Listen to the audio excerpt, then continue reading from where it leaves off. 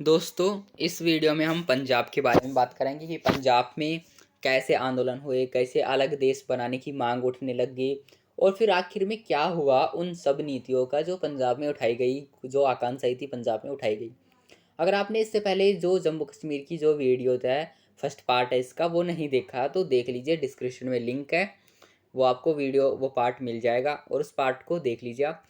अब हम पंजाब के बारे में बात करते हैं कि पंजाब में कैसी आकांक्षाएं उत्पन्न हुई। देखिए, 1980 के दशक में पंजाब में भी बड़े बदलाव आए। जब हमने जम्मू कश्मीर की बात की तो उसमें भी यही दशक था। उसमें 1984 के आसपास था, इसमें 1980 के आसपास, यानी कि उसमें उसमें तो जो आंदोलन चलने लग गए थे वो तो 1948 की राजनीति के बाद ही चलने लग गए थे। लेकिन जब 1990 का दशक आया तब और ज़्यादा विद्रोह होने लग गया। अब पंजाब में भी हमें 1980 के दशक का पढ़ना है। तो दशक का मतलब होता है 10 साल, तो ये आपको याद रखना है। इस प्रांत की सामाजिक बुनावट विभाजन के समय पहली बार बदली थी। बाद में इसके कुछ हिस्सों से हरियाणा और हिमाचल प्रदेश नामक राज्य बने। अगर आपको याद हो तो जो पाकिस्तान है उसका जो हिस्सा है सिंधु प्रांत का, वो भी पंजाब से गया है, यानी कि पंजाब बहुत बड़ा हिस्सा था पहले। उसका कुछ हिस्सा तो पाकिस्तान में चला गया, कुछ हिस्सा हिमाचल प्रदेश बन गया, कुछ हिस्सा हरियाणा बन गया। अब थोड़ा सा बचा है पंजाब, अब उसे देश बनाया जाए तो इसे को भाषाई आधार पर पुनर्गठित किया गया था। अगर बताया कि 1953 में भाषाई पुनर्गठन आयोग बना था, तो उसी से क्या हुआ था कि जो जितने भी क्षेत्र थे, जितने भी राज्य थे, तो अलग अलग भाषा की मांग उठा रहे थे, उन्हें अलग अलग भाषा के आधार पर राज्य बना दिए गए। जैसे कश्मीर बोलने वाले कश्मीर थे, हिंदी बोलने वाले अलग थे, अंग्रेजी बोलने वाले अलग थे, और उर्दू तेलुगु अलग बोलने वाले अलग थे, तो उन्हें अलग अलग क्षेत्र में बांट दिया गया। तो यही इसी आधार पर पंजाब को भी अलग राज्य बनाया गया, पंजाबी बोलने वाले लोग। तो यहाँ पर आपको पता है कि ज़्यादा सिख आबादी रहती है क्योंकि वो पंजाबी ज़्यादा बोलती है। किंतु पंजाब को 1966 तक इंतज़ार करना पड़ा। इस साल पंजाबी भाषी प्रांत का निर्माण हुआ, यानी कि 1966 में भी इसे पंजाबी प्रांत बना दिया गया, यानी कि यहाँ पर पंजाबी भाषा ज़्यादा बोली जाएगी, ये मान्यता इसको दे दी गई। सिखों की राजनीतिक शाखा के रूप में 1920 के दशक में एक अकाली दल का गठन हुआ। देखिए, अकाली दल एक ऐसी पार्टी थी या एक ऐसा संगठन था जो कि कुछ सिखों ने मिलकर बनाया था। तो ये आपको याद रखना है, 1920 में इसकी हुई थी स्थापना। 1 मार्क्स की क्वेश्चन है। अब हम राजनीतिक संदर्भ देखते हैं। राजनीतिक संदर्भ क्या है? संदर्भ का मतलब होता है राजनीतिक शासनी, कि राजनीतिक कैसा शासन कैसा रहा पंजाब में। पंजाब सूबे के पुनर्गठन के बाद अकाली दल ने यहाँ पंजाब में, यानी कि पंजाब में 1967 और इसके बाद 1977 में सरकार बने। देखिए, दो जो सन हैं 1967 और 1977, दोनों में 10 साल का अंतर है। और इन दोनों सनों में जो अकाली दल है उन्होंने अपनी सरकार बनाई पंजाब में। अकाली दल एक संगठन था, पार्टी का संगठन था, ये आपको याद रखना है। आगे देखते हैं हम। लेकिन दोनों ही मौके पर गठबंधन सरकार बनी, ये मेन पॉइंट है। सरकार तो बनाई लेकिन किसी को बहुमत नहीं मिला और गठबंधन की सरकार बनाई। आपको पता तो होगा गठबंधन क्या होता है। जब किसी पार्टी को बहुमत नहीं मिलता तो वो दूसरी पार्टियों से मतलब सहायता लेकर सरकार बना लेती है, आपको ये याद रखना है। अकाली दल को पंजाब के हिंदुओं के बीच कुछ खास समर्थन नहीं मिला था। तीसरे सिख समुदाय भी दूसरे धार्मिक समुदाय की तरह जाति और वर्ग के धरातल पर बटा हुआ था। इन्हीं परिस्थितियों के दौरान 1970 के दशक में अकालियों के एक तबके, यानी कि एक हिस्से ने पंजाब के लिए स्वतंत्रता की मांग उठाई, यानी कि स्वतंत्रता की मांग उठाई। स्वतंत्रता का मतलब होता है स्वतंत्रता में, ये मैंने पहले भी बताया है, ये आपको याद रखना है। तो क्या होता था कि जो अकाली दल थे उनमें पंजाब, जो अकाली दल के जो नेता थे उन्हें समर्थन तो मिला, लेकिन उन्हें मुस्लिमों ने ज़्यादा समर्थन दिया जो कि खालिस्तान बनाने की ज़्यादा मांग करते थे, और सिखों को समर्थन मिला, सिखों का समर्थन मिला और भी जो थे, लेकिन उन्हें हिंदुओं का बिल्कुल भी समर्थन नहीं मिला। इन हिंदुओं ने उस पार्टी को समर्थन बिल्कुल भी नहीं दिया, अकाली दल को। तो ये चीज़ आपको याद रखनी है। 1973 में आनंदपुर साहिब में एक सम्मेलन में प्रस्ताव पारित हुआ। आनंदपुर साहिब में क्षेत्रीय स्वायत्तता की, यानी कि क्षेत्रीय स्वतंत्रता की बात उठाई गई थी। अब क्या होता है कि 1973 में एक संगठन यानी कि एक ऐसी मतलब एक बैठक की गई आनंदपुर साहिब में। एक बैठक हुई, उस बैठक में ये कहा गया कि पाकिस्तान को अलग देश बनाया जाए, अलग राष्ट्र बनाया जाए। तो ये मांग उठी थी आनंदपुर साहिब बैठक में, ये आपको याद रखना है। धार्मिक नेताओं ने स्वतंत्र सिख पहचान की बात उठाई। कुछ चरमपंथी तबकों ने भारत से अलग होकर खालिस्तान बनाने की मांग की। देखिए ये बात बार बार उठती है, और ये बात अभी भी उठती है, पहले की बात नहीं है, अभी भी उठती है, लेकिन अब बहुत कम उठती है। अभी भी चाहते हैं लोग, कुछ लोग, कि पंजाब को अलग देश बनाया जाए, अलग देश खालिस्तान बनाया जाए। जैसे पाकिस्तान बना दिया गया वैसे खालिस्तान, ऐसे ही बहुत पहचान उठती है, बहुत मांग। तो इसमें एक शब्द आया इसमें, एक चरमपंथी। चरमपंथी क्या होते हैं? देखिए एक तो नरमपंथी होते हैं, एक चरमपंथी होते हैं। नरमपंथी वो होते हैं जो कि बात को प्यार से सुलझाते हैं, प्यार से आंदोलन उठाते हैं सरकार के पास, प्यार अपनी इच्छाएं प्रकट करते हैं, वो भी प्यार से, कोई भी मतलब हिंसा का प्रदर्शन नहीं करते। लेकिन जो चरमपंथी होते हैं वो बिल्कुल भी किसी की बात नहीं मानते, वो हिंसक आंदोलन करते हैं और अलग देश बनाने की मांग करते हैं। तो यही अंतर है, चरमपंथी प्यार से बात को सुलझाते हैं और चरमपंथी गुस्से से, लड़ाई झगड़े से बात को सुलझाते हैं। तो ये चीज़ आपको ध्यान रखनी है, ये की पॉइंट्स है आपके लिए। अब हमें हिंसा का चक्कर देखना है, हिंसा का चक्कर कैसे हुआ, वहाँ पे हिंसा कैसे हुई पंजाब में। जल्द ही आंदोलन का नेतृत्व नरमपंथी अकालियों के हाथों से निकलकर चरमपंथी के हाथों में चला गया। यानी जो नरमपंथी जो प्यार से बातें करते थे उनके हाथों से निकलकर चरमपंथियों के हाथों में चला गया, जो झगड़े से आंदोलन को सुलझाते थे। यानी कि और आंदोलन ने शस्त्र विद्रोह का रूप ले लिया, बहुत ज़्यादा विद्रोह होने लग गया, और इस आंदोलन में बहुत ज़्यादा मारपीट होने लगी, लोगों को बिना फालतू में मारा जाता था, बिना उनकी मारपीट की जाती थी। तो ये हुआ इस आंदोलन में।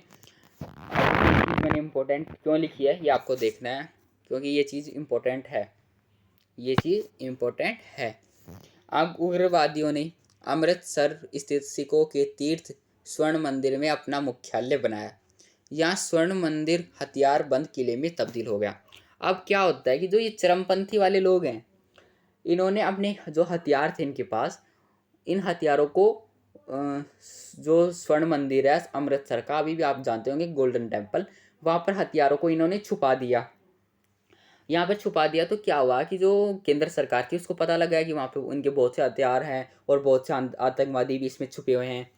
तो ऐसे में क्या हुआ कि जो केंद्र सरकार ने है, मैं आपको ये कहानी सुना रहा हूँ। जो केंद्र सरकार है उन्होंने सेना को आदेश दिया, उस टाइम पे हमारी इंदिरा गांधी प्रधानमंत्री थी, श्रीमती इंदिरा गांधी।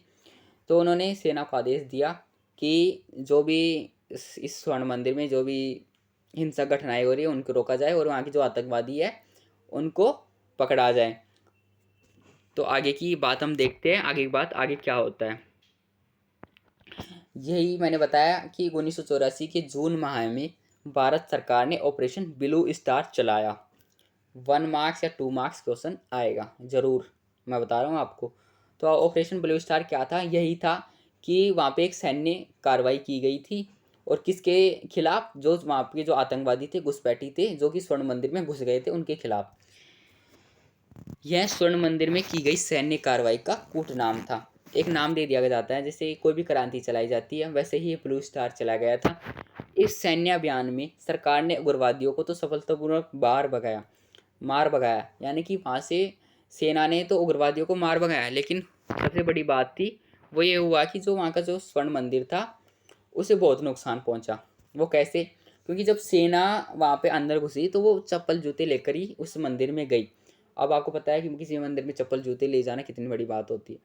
लेकिन एक बात ये भी थी कि जो सेना है वो चप्पल जूते थोड़ी ना उतारती थी, यानी कि सेना चप्पल जूते उतारेगी इतना उतना उनके पास वक्त नहीं था, इसलिए उन्होंने चप्पल जूते समेत ही मंदिर में प्रवेश कर गए वो। तो इससे जो सिख थे वो बहुत ही गुस्से में आए, बहुत ही नाराज़ हो गए केंद्र सरकार से। तो आगे देखते हैं इसमें क्या हुआ। ये इससे सिखों की भावना को चोट लगी, ये मैंने बता दिया। भारत और भारत से बाहर जितने भी अधिकतर बसे जो सिख थे, उन्होंने सैन्य अभियान को अपने धर्म विश्वास पर हमला माना। उन्होंने ये माना कि हमारे धर्म पर ये हमला था केंद्र सरकार का। इन बातों से उग्रवाद और ज़्यादा बढ़ गया। यानी कि जो उग्रवाद था, जो हिंसा थी, वो और ज़्यादा बढ़ गई इससे। केंद्र सरकार ने सोचा कि अब तो मतलब सारा मामला सुलझ गया है, लेकिन नहीं। जब ये हुआ, ये घटना हुई, ब्लू स्टार ये चलाया गया, उसके बाद से आंदोलन ज़्यादा मतलब भड़क गया और ज़्यादा हिंसा होने लग गई। वो क्यों होने लग गई, आगे पढ़ते हैं। आगे जो बदले की भावना है उसके बारे में बताया गया कि कैसे सिखों ने बदला लिया, फिर उस स्वर्ण मंदिर को ठेस पहुंचाने से केंद्र सरकार से फिर बदला लिया। और बदला कैसे लिया, इंदिरा गांधी को मारकर, श्रीमती इंदिरा गांधी को मार दिया था उन्होंने, ये आपको पता होगा। इस घटना के बाद 31 अक्टूबर 1984 को प्रधानमंत्री इंदिरा गांधी की उन्हीं के आवास के बाहर, यानी कि उनकी जो आवास था उन्हीं के बाहर वो पार्क में टहल रही थी, तो उन्हीं की अंगरक्षकों ने, यानी जो बॉडीगार्ड होते हैं, उन्होंने उनकी हत्या कर दी। आपको बताया कि 4 बॉडीगार्ड थे, उनमें से एक का नाम आता है उधम सिंह, या फिर मतलब एक का आता है जो सिख थे, बहुत ही उनका नाम आता है, उन्होंने सबसे पहले गोली चलाई थी उन पर, और बाकी सिखों ने फिर उन पर गोली चला दी। 4 सिखों का नाम आता है उनमें, तो ये आपको याद रखना है। इस घटना के बाद पूरा देश शोक में डूब गया, और एक तरफ दिल्ली और उत्तर भारत के कई हिस्सों में सिख समुदाय के विरुद्ध हिंसा भड़क उठी। अब क्या हुआ कि जब इंदिरा गांधी को मार दिया गया, तो आपको पता है कि उनसे देश कितना प्यार करता था, तो सभी लोग इस शोक में डूब गए कि कैसे ऐसे मतलब बहुत जल्दी कैसे मतलब मार दिया गया उनको, और सिखों ने क्यों मारा उनको। तो ये मतलब सिखों को बहुत ज़्यादा फिर मारपीट करने लग गए, और बहुत ज़्यादा आंदोलन होने लग गए। जो दिल्ली थी उसमें तो बहुत ज़्यादा ही आंदोलन हुए, क्योंकि वो दिल्ली में ही इंदिरा गांधी की मृत्यु की गई थी। और यहीं पे आपको, अगर आपने देखा हो तो, इंदिरा गांधी एक म्यूज़ियम बनाया हुआ है, वो वहाँ पे सब कुछ रखा गया है, जहाँ पे उनका खून पड़ा था वहाँ पे भी शीशे से कवर किया गया है। वो भी अगर आपने कहीं मतलब देखा हो कभी, या फिर जाने का मौका मिले, तो आपको वहाँ पे आप देखिए वहाँ पे। तो ये सब होने लग गया, दिल्ली में भी आंदोलन उठने लग गए, और जितने भी उत्तर भारत के जो इलाके थे वहाँ पर आंदोलन ज़्यादा उठने लग गए। इससे क्या हुआ कि यह हिंसा कई हफ्तों तक जारी रही। 2000 से ज़्यादा की तादाद में, यानी कि संख्या में सिख दिल्ली में मारे गए। देश की राजधानी दिल्ली इस हिंसा में सबसे ज़्यादा प्रभावित हुई, यानी कि इतने सिखों को मारा गया उस टाइम पे, यानी कि किसी परिवार में एक भी सिख नहीं बचा था, बहुत से सिखों को मारा गया, क्योंकि सिखों की वजह से इंदिरा गांधी की मृत्यु की गई। तो सभी सिखों को उसमें दोषी ठहराया गया, और सभी सिखों को मतलब वहाँ से भगाया गया, मारा गया, मारपीट की गई, बहुत ज़्यादा आंदोलन हुआ था, बहुत ज़्यादा हिंसा हुई थी उस टाइम। अगर उस टाइम पे आप किसी से मतलब उस टाइम के जो लोग थे, या आपके दादा दादी थी उस टाइम की, आपका हिंसा की घटना की आप बात करें उनसे, तो आपको पता लगेगा उस टाइम की क्या घटना हुई थी। वरना आप एक यूट्यूब पे वीडियो सर्च कर सकते हैं कि 1984 की जो मतलब ब्लू स्टार के बाद की जो घटना है वो क्या हुई थी, वो आपको दिख जाएगी पूरी की पूरी कैसी घटना है। कानपुर, बोकारो और चास जैसे देश के कई जगहों पर सैकड़ों सिख मारे गए। कई सिख परिवारों में कोई भी पुरुष न बचा।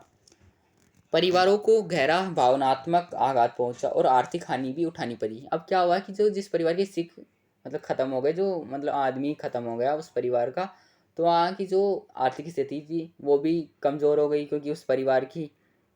तो ऐसे में क्या हुआ कि जो जितने भी परिवार थे सिखों के, वो सब बहुत उनमें बहुत ज़्यादा उनको हानि हुई, बहुत ज़्यादा उनको भावनात्मक आघात पहुंचा। तो इनका आगे देखते हैं हम क्या हुआ फिर। अब प्रधानमंत्री मनमोहन सिंह ने 2005 में संसद में अपने भाषण के दौरान इस रक्तपात पर अफसोस जताया और इस हिंसा के लिए देश से माफ़ी मांगी। देखिए हिंसा कब हुई थी, 1984 के आसपास, यानी कि 1990 के दशक में हुई थी यह घटना। लेकिन इसके बाद जो माफ़ी मांगी गई थी वो 2005 में मांगी गई थी। तो देखिए इसके बीच कितना गैप है। लेकिन जो मनमोहन सिंह थे वो भी सिख थे, और इसलिए उन्होंने, एक कारण ये भी था इसलिए उन्होंने ये माफ़ी मांगी, वरना इससे बाद में भी जो प्रधानमंत्री मांगे थे किसी ने भी इस पर कोई बातचीत नहीं की। लेकिन जब मनमोहन सिंह आए थे, प्रधानमंत्री बने, आपको पता है 2004 में बन गए थे, तो उसके बाद 2005 में इन्होंने सभी सिखों से माफ़ी मांगी। अब हमें शांति की ओर देखना है। अब हमने ये तो देख लिया कि कैसे हिंसा हुई, कैसे मतलब कितने सिख मारे गए, कितने आंदोलन हुए, और कैसे ब्लू स्टार चला गया। ब्लू स्टार बहुत ही इंपॉर्टेंट है, आपको याद रखना है। अब हमें शांति के बारे में बात करना है कि शांति कैसे हुई आई इसमें। 1984 के चुनाव के बाद सत्ता में आए नए प्रधानमंत्री राजीव गांधी ने नरमपंथी अकाली नेताओं से बातचीत शुरू की। ये अकाली दल के तत्कालीन अध्यक्ष जो यहाँ पे अध्यक्ष लिखा हुआ है, ये मैंने क्या गलती लिख दिया, यहाँ पे अध्यक्ष है। अध्यक्ष जो थे वो हरचंद सिंह थे। इन्होंने 1985 में एक समझौता हुआ इन दोनों के बीच, इसे लोंगोवाल समझौता भी कहा जाता है। आपको ये याद रखना है बस कि लोंगोवाल समझौता क्या था। तो लोंगोवाल समझौता ये था कि जो भी हिंसा हुई थी उसकी भरपाई के लिए केंद्र सरकार ने ये कहा पंजाब को कि इस हिंसा पे जो भी हुई है, वो हिंसा तो हो चुकी, उसका तो मतलब उसे तो वापस नहीं लाया जा सकता, यानी जो हो गया वो तो हो गया, लेकिन अब आगे की बात प्यार से सुलझाई जाए। तो इन समझौते में प्यार की एक बात हुई थी।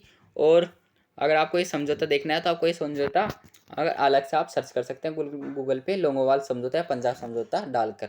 और आपको ये भी याद रखना है कि ये राजीव गांधी जो हमारे प्रधानमंत्री थे और जो अध्यक्ष थे, अकाली दल के अध्यक्ष थे हरचंद्र सिंह, इन दोनों के बीच में हुआ था।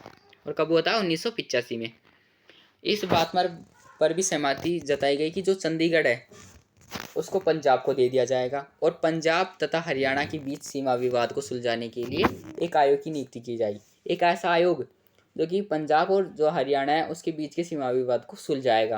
और जो चंडीगढ़ है, जो आपको पता है कि चंडीगढ़ पंजाब और हरियाणा की राजधानी है, लेकिन वो पंजाब को दे दी गई थी पहले, लेकिन अब दोनों राज्यों की वो राजधानी बन गई।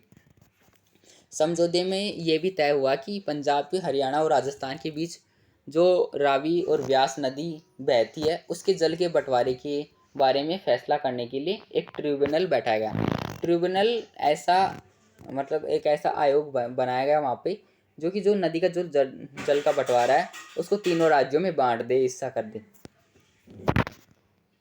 अब हमने पंजाब के बारे में बात कर ली, तो ये वीडियो सेकंड पार्ट यहीं पे ख़त्म होता है। अब नेक्स्ट पार्ट में हम पूर्वोत्तर राज्यों के बारे में बात करेंगे। तो मिलते हैं नेक्स्ट वीडियो में, तब तक के लिए बाय, जय हिंद।